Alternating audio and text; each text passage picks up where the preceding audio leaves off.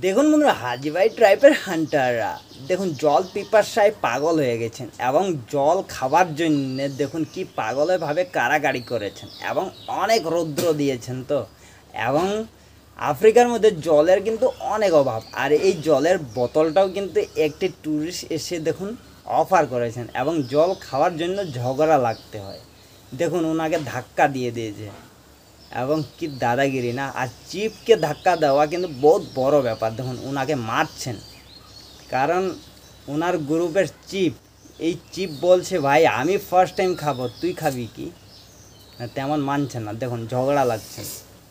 ও মাই god, really amazing না। আর জল পিপাসা তো খুব লাগে হান্টারদের, কারণ ওনারা জঙ্গলে অনেক ঘুরে বেড়ায়, তো সেই জন্যই কিন্তু জল পিপাসার জন্য পাগল হয়ে থাকে।